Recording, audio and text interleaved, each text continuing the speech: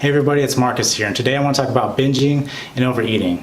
Now, I've been dealing with weight issues my entire life, so I know it's a struggle for those people out there who can't control the overeating.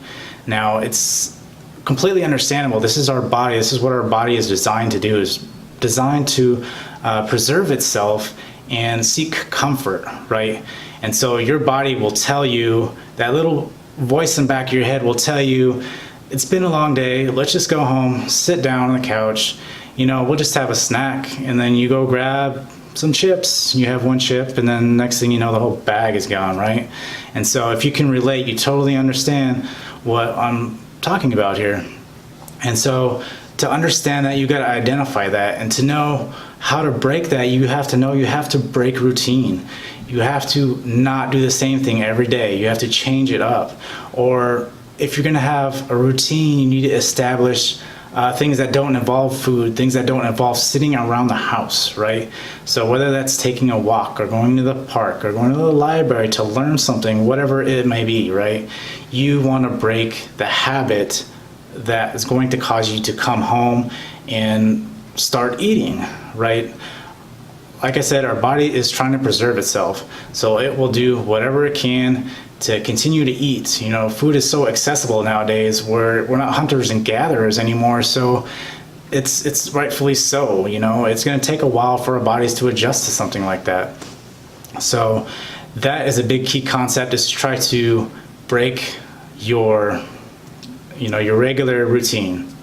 And the second thing I think is a big thing is to make sure that you don't have, we all are emotional eaters, right? We associate certain foods with specific emotions like happiness and joy, especially if you're going through something really tough in your life, like a bad relationship, or say something stressful at work. You're going to resort back to something that's going to bring you comfort at the end of that day, and that typically involves food. Now, this is the biggest thing, is to make sure that those comfort foods never make it into your basket before you leave the store, right?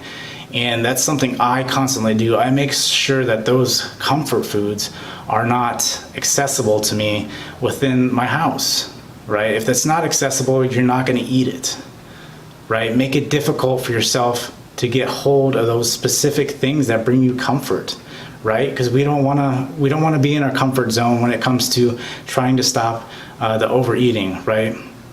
And so that is a big thing that will help. And to do that, when you just before you check out, I would suggest you go look at your cart, and if you see any of those comfort foods in there, you make sure you take it out. It's not to say don't ever eat it again, but make sure it's limited wherever you go. If you go to a restaurant, they limit to what you can eat, right? So if there's something like, say, chocolate, well, then have, a sundae or whatever when you go out to eat. So it's a smaller portion. Well, at home, you're going to eat a lot more, right? And so that is just something, two things I think can really help people, and I know it helps me a lot, is to not have it around, is to break routine and just keep on it. Sure, there'll be times when you might actually binge, or you might overeat one time, and don't beat yourself up about it. Just take it for what it's worth. It happened. The next day, just know, hey, it happened tomorrow. It's no big deal. Don't cut your calories the next day, because that's just absolutely ridiculous. There's no reason for that. Just know, hey, today is different, and I'm going to change it up, and I'm going to make sure I don't overeat today, and then execute on that, right? And so I hope this video helps you guys out a lot. If you guys like it, please hit the like button, hit the subscribe and the notification, and I'll catch you on the next one.